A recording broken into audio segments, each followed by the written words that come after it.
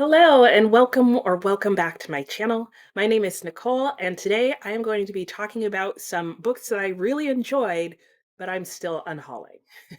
So, as some of you may know, I am doing a Read What You Own challenge, and as part of that challenge, I am trying to read or get rid of, in some ways, up to 30,000 pages in books. And so the way I'm attempting to do that is both by reading the books that I own until I've read maybe 30,000 pages of them, or potentially just unhauling books that I've either read or DNF'd. So today we're going to strictly be talking about some books that I'm unhauling.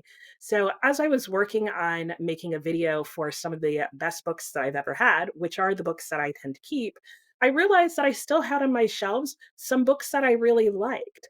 These were books that in the past I have given 5-star ratings to. However, I realized they're also books that I have no intention of rereading. And so for me, that means push come to shove, they are books that I can get rid of. They're typically the books that I would only get rid of if I need shelf space. I don't currently need shelf space, but as I've mentioned, I am moving later this year. And so I don't want to move with books that I've read and no, I have no plans on rereading. So I have a nice stack here of books. I do want to say every single one of these books I would wholeheartedly recommend that you read. As I go through with them, I will briefly talk about what these books are and probably also mention why specifically I'm okay with getting rid of them or have no plans to reread them. I will be taking all of these page counts off my current total for the Read What You Own challenge. So let's go ahead and get started because I don't want to make this particularly long. So the first book is going to be All the Light We Cannot See by Anthony Doerr. So this may surprise some of you if you've read this book. This book won the Pulitzer Prize and was a really good read. It is a World War II historical fiction, and it is told through multiple perspectives and gets creepy at times, is really heart-wrenching. But the reason that I'm not planning on rereading this is that I do think I understood what he was trying to do in the telling of the story, but I did not feel like it came together that well at times. And at the end of the day, it was a really good story, but I'm not a huge World War II historical novel fan, and I just know me, this is not a book that I'm going to reread. All the Light We Cannot See is 530 pages. The next book I have is Trinity by Leon Uris, and it covers the time period from the famine of the 1840s to the 1916 Easter Rising. Yeah, that's correct. And this is a pretty chunky book as well, and you can see I annotated it. I really enjoyed this book. It was very moving. It was a surprisingly quick read, extremely engaging and informative. I learned things about the history of Ireland that I feel like just got glossed over in my history classes in school, but are vitally important. Leon Uris clearly has a particular perspective that he is coming from and writing from, but I still thought, even though I was aware of that, that it was really interesting and important to know. And I just know I would not reread this book. I would, however, read other books that are on the same topic, including potentially any nonfictions. Trinity is 890 pages long. And while I have no intention of rereading this book, I should also add that I will read more of Leon Uris's writing because I really did enjoy his writing style. And the same is true for Anthony Doerr. Next book I have is The Memory Police by Yoko Ogawa. Again, this is another prize-winning book and was really fascinating.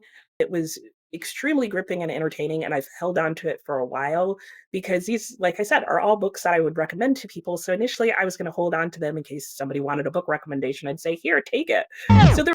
Okay, editing Nicole here. I'm just jumping in to say that during the editing of this video, I realized that my camera froze. So I knew that something was happening while I was filming and knew for sure I was going to have to re-record when the entire video went white, but I thought I lost 10 seconds of film. I lost 10 minutes of film. So here I am. It's a new day, new lighting, new shirt, new everything, but I'm going to pick up more or less so where I left off. I was talking about the memory police. I have no idea what I was saying at that point in the video, and I'm not going to try and recreate it. But you get the idea of where this was going. I liked it. I'm not going to reread it. I'm unhauling it. The Memory Police is 274 pages long.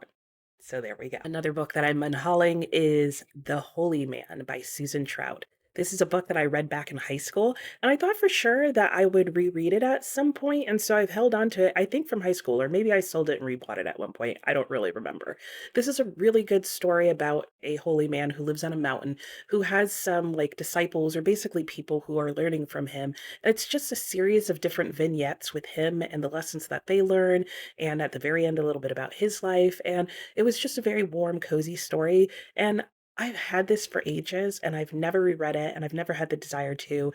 And at this point, I'm willing to let it go. The Holy Man is 173 pages long. I'm also going to be unhauling 1984 by George Orwell. So I read this book last year and really enjoyed it when I read it. I did read Animal Farm this year, and that's actually what's partially leading me to decide to unhaul this. This was not a five-star read for me, but it was something that I thought I would read and reread just because of the nature and the content of the book. However, after reading Animal Farm, I realized that both books cover very similar themes, but that Animal Farm does it in a much more concise way and in a way that I'd be more likely to reread. So I'm going to let go of this. I know this is a book that I will always be able to find if I ever decide that I want to own it for keeps. And in the meantime, it's Animal Farm that I'm going to hang on to. 1984 is 312 pages long. I also read I Capture the Castle by Dodie Smith. This was a book that I had heard from quite a few booktubers. It is about a family that is very eccentric, partially because they live in the ruins of a castle. So I knew very little about this story going into it, but really enjoyed this read.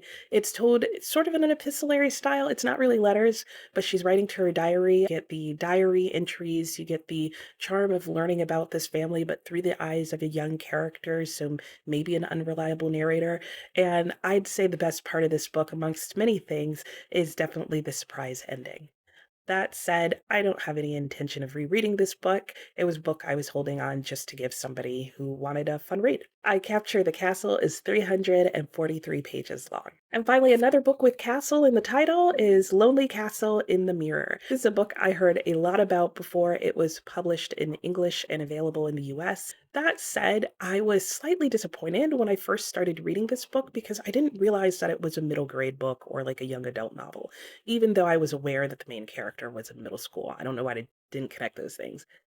Regardless, I ended up thinking this book was excellent and was a book that I would highly recommend any parent and middle school age child read. I think it just touches on a lot of topics that are relevant to middle schoolers and that parents of middle schoolers should be aware of. I wish that I had read this book when my own son was in middle school. I held on to this book because I was hoping to find a friend to give it to and recommend it to, but currently I don't know a lot of parents of middle school students. Lonely Castle in the Mirror is 356 pages long. I should mention that I did use tabs on this book, and it is annotated throughout in matching pink.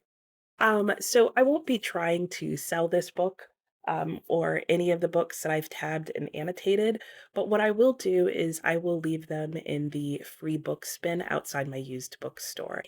So that was probably much faster than how I said it in the original video. So let's just go back to the other video. I also currently own The Hawk and the Dove.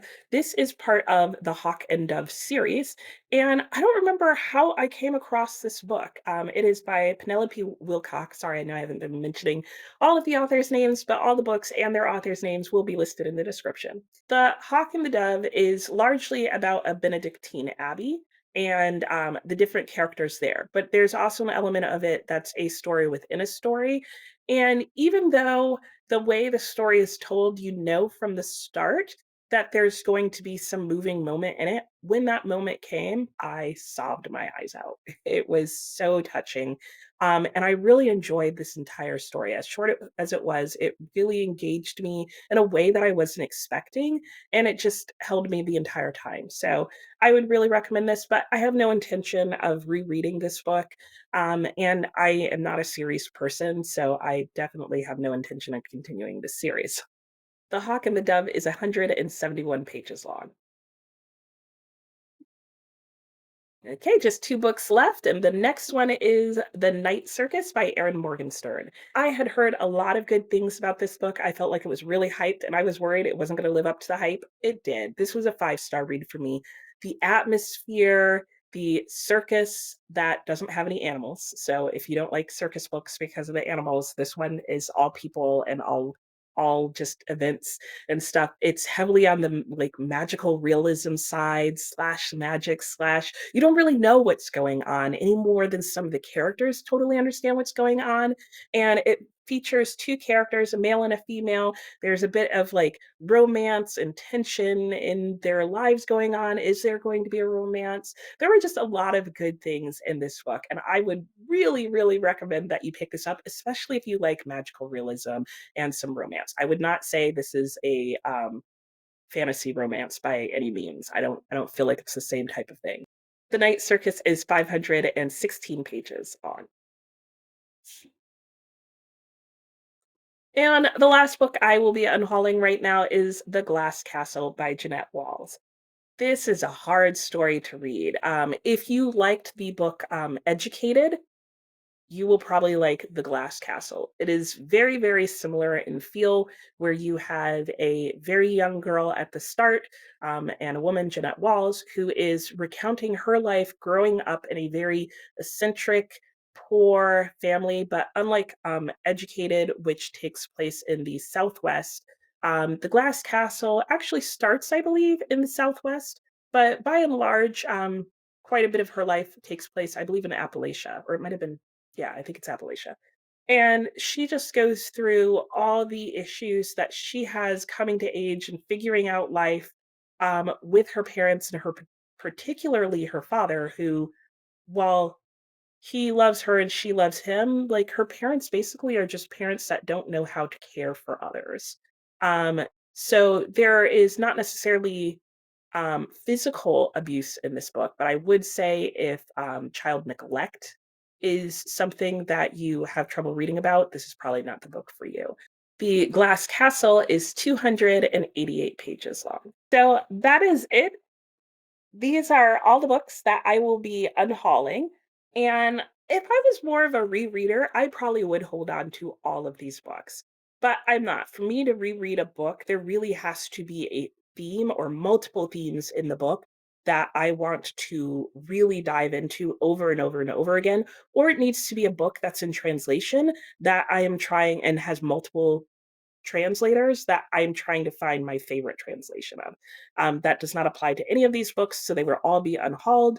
But I can say this, I have kept track of all of these authors' names, and you will see them come up over and over again. Because I wouldn't say all of these books, all of these authors are authors who I want to read their entire bibliography of, but I would say all of these are people who I'd like to read at least one other work by them. All right. Well, I hope you have a great day and I will see you next time. Bye.